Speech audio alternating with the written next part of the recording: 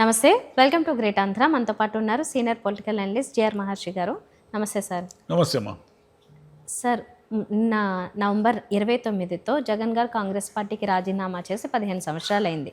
మరి ఈ 15 సంవత్సరాల్లో ఆయన గ్రోత్ పెరిగిందా, తగ్గిందా, న్యూట్రలా, సక్సెస్ఫుల్ మ్యాన్గా చూడాలా, పొలిటికల్గా అదే ఆయన గ్రోత్ను ఒకసారి అబ్జర్వ్ చేస్తే ఏమంటారు? జగన్ గారు ఈ 15 ఏళ్లలో ఏం సాధించారంటే ఫస్ట్ చెప్పాల్సింది ఒకటి ఉంది. అదేమిటంటే ఆంధ్రప్రదేశ్లో, అదే ఉమ్మడి ఆంధ్రప్రదేశ్ అయినా లేక ఆంధ్రప్రదేశ్ అంటే ఈ ఆంధ్రప్రదేశ్ కలిపే కదా ఉమ్మడి ఆంధ్రప్రదేశ్ అవుతుంది.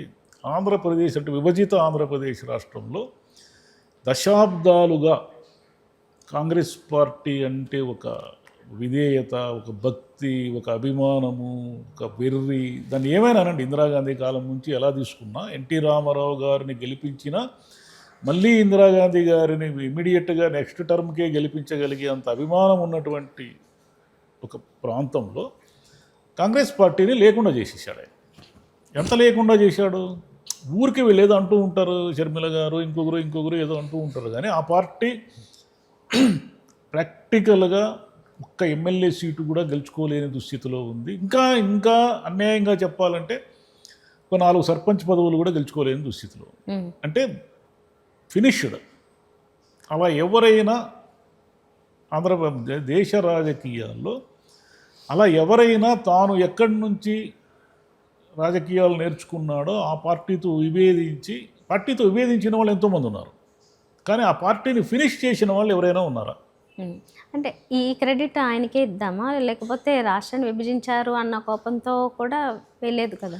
కారణం ఏమైతేనేమి, రాష్ట్రం విభజించారనే కోపం కూడా అనుకుందాం, కానీ జగన్ గారు ప్రత్యామ్నాయంగా కనిపించడం వల్లే కదా ఆ పార్టీ ఫినిష్ అయింది. జగన్ గారే లేరు అనుకుందాం, అప్పుడు ఆ పార్టీ ఉండేది, ఓడిపోయినా మళ్ళీ లేచి నిలబడేది. ఇప్పుడు తెలంగాణలో ఎలా నిలబడింది? 10 ఏళ్ళు బీఆర్ఎస్ పాలించినా మళ్ళీ నెక్స్ట్ టర్మ్కి ఎలా రాగలిగింది? కానీ అంత బలమైన వేర్లు ఉన్నటువంటి పార్టీని ఈయన రావడమే దాన్ని పెకలించేశాడు. తనని అన్యాయంగా జైల్లో పెట్టారనే కారణం కావచ్చు, కోపం కావచ్చు, పగ కావచ్చు, లేదా మీరు చెప్పినట్టుగా అప్పుడు అనుకూలించిన రాజకీయ పరిస్థితులు కూడా కావచ్చు. వీటన్నిటి కారణంగా ఒక జాతీయ పార్టీని పెకలించేశారు. అంటే విభేదించి పార్టీ నుంచి బయటకు వచ్చి పార్టీని పెట్టుకున్న వాళ్ళు ఎందరో ఉన్నారు పొలిటికల్ హిస్టరీలో. ఎంజీఆర్ ఉన్నారు. ఎంజీఆర్ డిఎంకేలో పనిచేస్తూ కరుణానిధి గారితో విభేదించి పార్టీ పెట్టుకున్నారు. అంత మాత్రాన డిఎంకే ఫినిష్ కాలేదు. అది గమనించండి మీరు. అట్లా ఎంతోమంది ఉన్నారు కదా. ఎంతోమంది పార్టీలు పెట్టినా తమ మాతృ సంస్థని ఫినిష్ చేసిన వాళ్ళు చాలా అరుదు రాజకీయాల్లో. కాబట్టి ఆ విజయం సాధించాడు ఆయన. రెండో విజయం ఏమిటంటే 15 సంవత్సరాలలో తన పార్టీ తప్ప ఆంధ్రప్రదేశ్లో ప్రత్యామ్నాయం లేని, అంటే ప్రత్యామ్నాయం means TDP versus YCP, Janasena, BJP, వీళ్ళెవరూ కూడా ప్రజలకు ఆల్టర్నేటివ్ కాదు. వాళ్ళ కూటమిలో కలిసి అధికారాన్ని పంచుకోవాల్సిందే తప్ప బీజేపీ నేరుగా నేను పోటీ చేస్తాను ఆంధ్రప్రదేశ్లో, నేను అధికారం లేకొస్తాననే పరిస్థితి బీజేపీకి లేదు, జనసేనకే లేదు. ఉంటే తెలుగుదేశానికి ఉంది, లేదా వైసీపీకి ఉంది.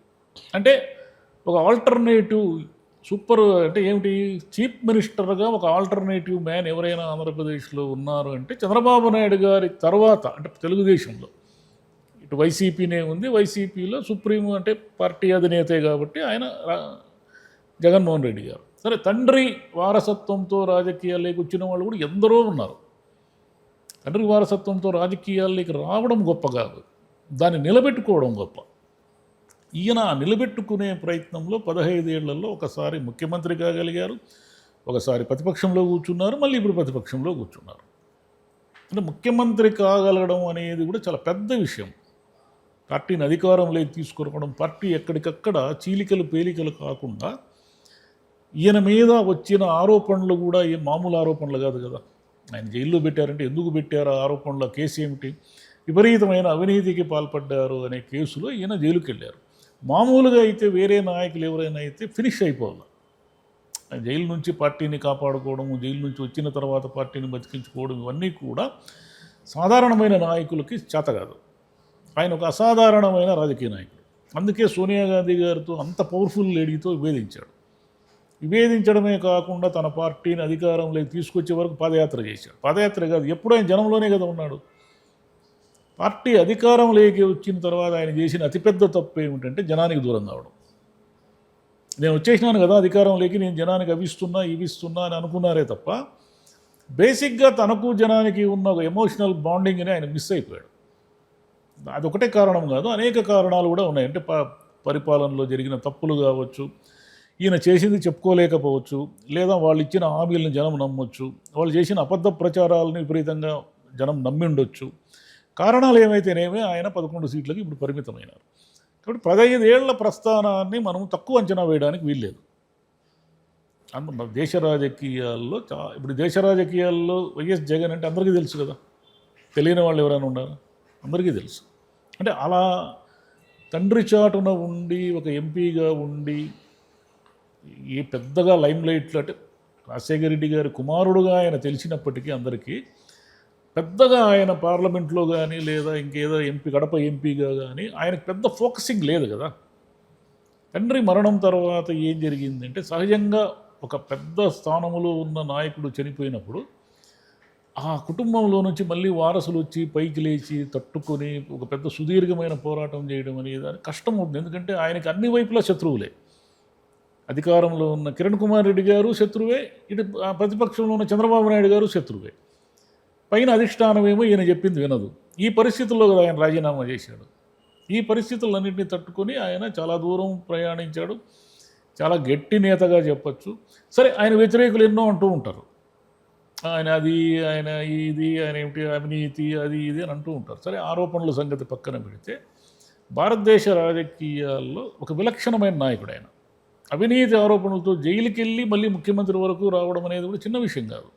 జనం ఆయన్ని ఒక నాయకుడిగా నమ్మారు కాబట్టి దూరం వచ్చాడు. తప్పులు చేశాడు ఆయన. 5 ఏళ్ల పాలనలో అనేక తప్పులు చేశాడు ఆయన.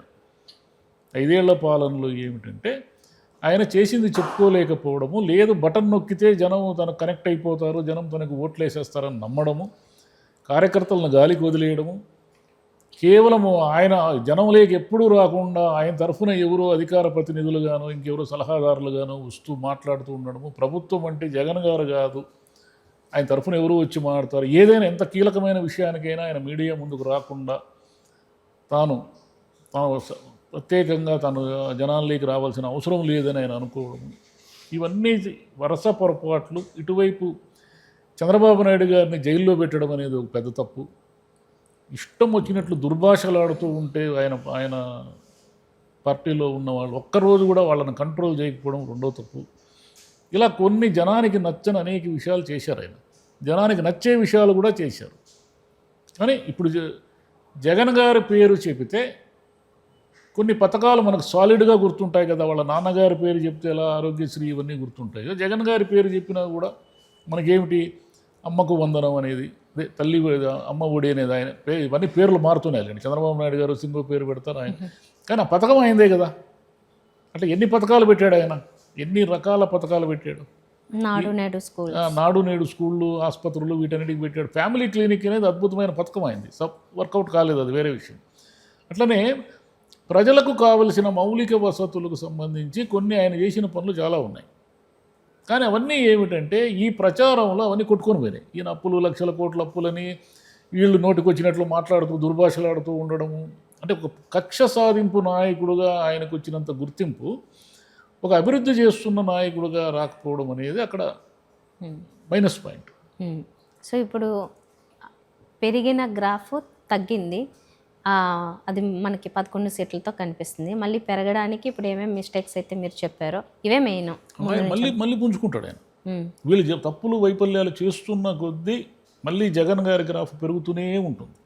జనము ఆయన ఎక్కడికి పోతే అక్కడ జనం వస్తున్నారు అంటున్నారు కదా, దాని గ్రాఫ్గా మనం భావించకపోయినప్పటికీ ఆయన వెంట ఎప్పుడూ జనం ఉన్నారు. ఆయన ఇప్పటికీ మొన్న 11 సీట్లకు పరిమితమైన ఆయనకి 40% ఓట్లు ఉన్నాయి కదా. ఓటింగ్ శాతం ఏం తగ్గలేదు కదా ఆయనకి. మళ్ళీ ఆయన అంటే ఆయన 15%, 20% పడిపోలేదు కదా ఆయన ఓటింగ్. కాబట్టి మళ్ళీ వీళ్ళు తప్పులు చేయకుండా అయితే ఉండరు, గ్యారంటీగా తప్పులు చేస్తారు. వీళ్ళు చెప్పేవన్నీ 28 నాటికి వర్కౌట్ కాకపోతే ఆంధ్రప్రదేశ్లో ప్రత్యామ్నాయము వైఎస్ జగన్ తప్ప వేరే ఆప్షన్ లేదు. పవన్ కళ్యాణ్ గారు ఆ కూటమిలో ఉండి అలా గెలుపైనా ఓటమైనా చంద్రబాబు నాయుడు గారితో ఆయన పంచుకోవాల్సిందే. ఇంకా బీజేపీకి సొంత బలం లేదు. వాళ్ళు జాతీయ పార్టీ అయినప్పటికీ వాళ్ళు ఏం సొంతంగా వాళ్ళు పోటీ చేసి గెలుపు ఓటమును స్వీకరించే పరిస్థితుల్లో వాళ్ళు లేరు. అంటే ఆల్టర్నేటివ్ నాయకుడు అయితే ఆంధ్రప్రదేశ్లో చంద్రబాబు నాయుడు గారి తెలుగుదేశం పార్టీకి వైసీపీలో వైఎస్ జగన్ గారే. వేరే ఆల్టర్నేటివ్ ఏముంది? ఓకే, నూతన రాజకీయ పరిస్థితుల ప్రకారం అయితే జగన్ గారి గ్రాఫ్ పెరిగినట్లే పెరుగుతూ ఉంది, తెలుస్తూ ఉంది. జగన్ గారి గ్రాఫ్ పెరుగుతూ ఉందనే తెలుగుదేశం వాళ్ళకి నిరంతరం భయం. ఆయన ఏదో ఒక రకంగా టార్గెట్ చేస్తూ ఉంటారు. అదిగో కూలీ జనాన్ని తెప్పిస్తున్నాడు అని. మీరు తెప్పించుకోండి, కూలీ జనాన్ని ఏం వద్దన్నారా? మీకెందుకు జనం రావడం లేదు? ఒక నాయకుడు 15 సంవత్సరాలు జనాన్ని తోలుతాడు ఎక్కడైనా? ప్రాక్టికలీ సాధ్యమేనా? మరి ఆయనకు జనం వస్తున్నారు, దాన్ని యాక్సెప్ట్ చేయండి. అక్కడ తోలాడు, ఇక్కడ తోలాడు, ఇదంతా మొత్తం ప్రీ ప్లానింగ్, స్కెచ్ ఇవన్నీ అంటూ ఉంటారు. ఊరికి ఎందుకు అవి కడుపుమంట మాటలు అవన్నీ? Okay sir, thank you. Thank you.